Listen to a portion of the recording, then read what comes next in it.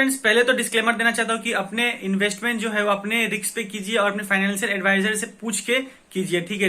तो चलिए आज हम लोग बात करेंगे रिलायंस के बारे में और वेदांता के बारे में, ठीक है। तो रिलायंस जो है वो अभी काफी मतलब न्यूज में चल रही है, क्योंकि देखिए उन्होंने अनाउंस किया कि वो बोनस देंगे, ठीक है, बोनस। उसकी वजह से उन्होंने मीटिंग ऑर्गेनाइज किया था, वहां में डिसीजन लिया था कि बोनस का मतलब जो ऐलान वो कर सकते हैं, ठीक है। तो उसकी वजह से जो शेयर है वो काफी मतलब फोकस में यहाँ पर रहने वाला स्टॉक, ठीक है। रिलायंस इंडस्ट्रीज, पता है आप लोगों की कितना जाइंट कंपनी है मुकेश अंबानी का, ठीक है। तो जो उनके जो न्यू जनरेशन है वो भी अभी बिजनेस को संभाल लिए हैं ऑलरेडी।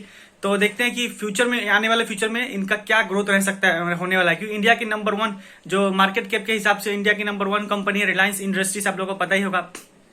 और एफएमसीजी में, रिटेल में आप लोग को पता ही होगा कि कितना धूम मचाए रखा है रिलायंस ने। जो पिछले 7 साल में इनका ग्रोथ रहा है दोस्तों, वो पिछले 15 से जो अगले पिछले 15 साल का था उससे कई गुना ज्यादा रहा है। पिछले 5 साल का 2017 से 2024 का अगर डाटा जाके आप चेक करेंगे, एनालाइज करेंगे, तो आप लोगों को पता चलेगा कि जो शेयर है वो काफी ज्यादा यहाँ पर ग्रो किया है। और जो मतलब जो इन्वेस्टर्स है उनके जो उनके पास अच्छा खासा यहाँ पर पैसा बना है रिलायंस इंडस्ट्रीज में, ठीक है।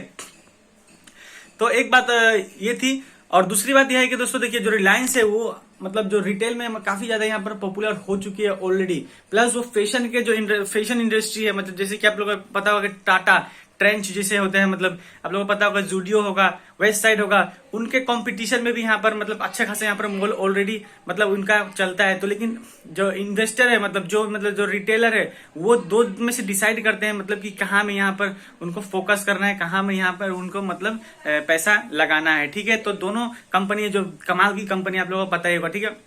लेकिन आज हम लोग बात करेंगे रिलायंस इंडस्ट्रीज की, ठीक है। तो रिलायंस इंडस्ट्रीज जो काफी मतलब डिमांड में हमेशा से रहती है, क्योंकि देखिए जो रिलायंस इंडस्ट्रीज का मतलब मार्केट कैप है वो काफी ज्यादा मतलब ऑलरेडी हो चुका है, ठीक है।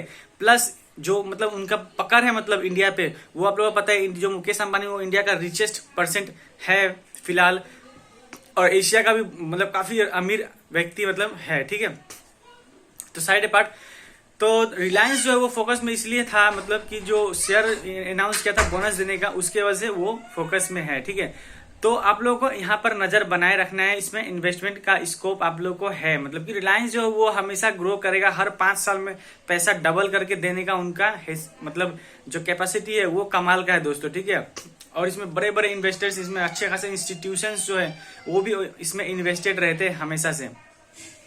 और दूसरा जो स्टॉक है वो है वेदांता, जो सेमीकंडक्टर में भी काम करता है, माइनिंग के बिजनेस में भी काम करता है। आप लोगों को पता ही है जो आयरन होता है, जो आपका गोल्ड होता है या फिर सिल्वर होता है, उसका माइनिंग में भी ये वेदांता जो है काम करता है। तो उन्होंने भी मतलब अनाउंस किया कि वो डिविडेंड प्रोवाइड करेंगे। डिविडेंड तो हमेशा देते ही है, ठीक है।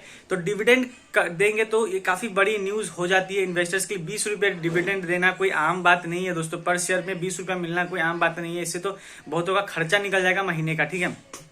तो शेयर आपको कितने क्वांटिटी में आपके पास है उसके ऊपर वो डिपेंड करता है, ठीक है। कि मतलब जो शेयर जितना होगा उतना ज्यादा आपको डिविडेंड का मतलब जो लाभ है वो मिलेगा, ठीक है।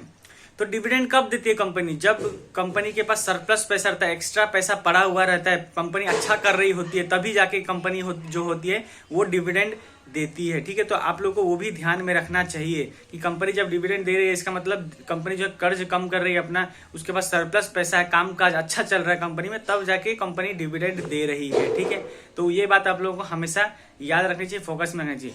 और दोस्तों एक मैं बात आप लोगों को बताता हूँ इन्वेस्टिंग से जुड़ी हुई, इस टॉपिक से हटके है दोस्तों, कि बहुत जो आदमी है मतलब बहुत मतलब ऐसे मैंने शॉर्ट्स देखा है कि वो लोग कह रहे हैं मतलब कि आपके पास अगर 10 लाख रुपए है आपके पास और 5 लाख रुपए आपके पास 2 लाख रुपए है, तभी आप जाके स्टॉक मार्केट में इंटर कीजिए।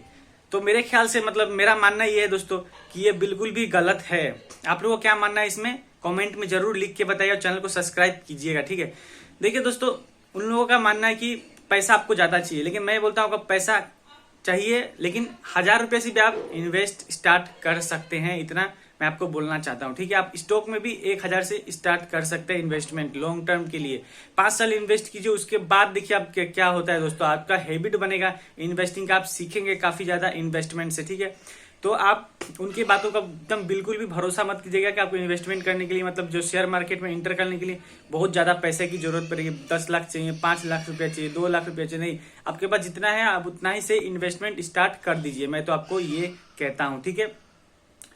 तो ये बात एक नंबर बात है, आप लोग को हमेशा याद रखना है कि मतलब जो बड़े लोग हैं, मतलब उनकी बात तो आपको तो बिल्कुल भी नहीं सुनना है, ठीक है। आप लोग उनकी बात सुनेंगे तो आप फंस जाएंगे आप बुरी तरीके से। वो लोग कहेंगे आपके पास पैसा ज्यादा होना चाहिए, पैसा लेके आओ तब मार्केट में आओ। ऐसा बात नहीं, आपको छोटा अमाउंट से पहले शुरुआत करना चाहिए, आपको सीखना चाहिए। छोटे छोटे अमाउंट से मतलब आप इन्वेस्टमेंट स्टार्ट कर, जैसे स्टॉक ही हो गया, आपको एक स्टॉक आपने ले लिया, हर महीने आप उसमें थोड़ा थोड़ा इन्वेस्ट कीजिए, ठीक है। हर महीने आप थोड़ा थोड़ा एक एक क्वांटिटी, दो दो quantity stock purchase, share purchase कीजिए। आप साल भर, 2 साल भर, 3 साल भर करेंगे तो आपके पास खुद बहुत ज्यादा मतलब वहां पे शेयर इकट्ठा हो जाएगा ऑटोमेटिकली, ठीक है। तो जो फ्यूचर में जो उसके बाद वो जो ग्रोथ देगा वो काफी ज्यादा एक्सप्लोडिंग होगा, ठीक है। इतना पैसा देगा आपको, छप्पर फाड़ पैसा दे सकता है। स्टॉक मार्केट में इतना कैपेसिटी है।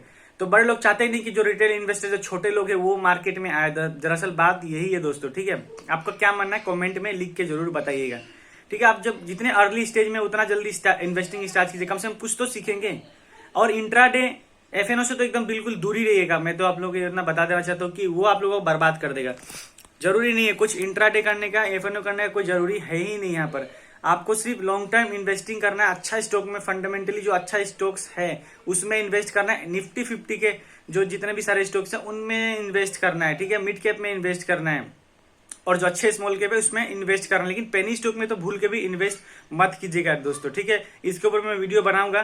तो आज के लिए इतना ही, तब तक के लिए मिलते हैं। चैनल को सब्सक्राइब कीजिए, वीडियो को जरूर लाइक कीजिएगा। Thank you.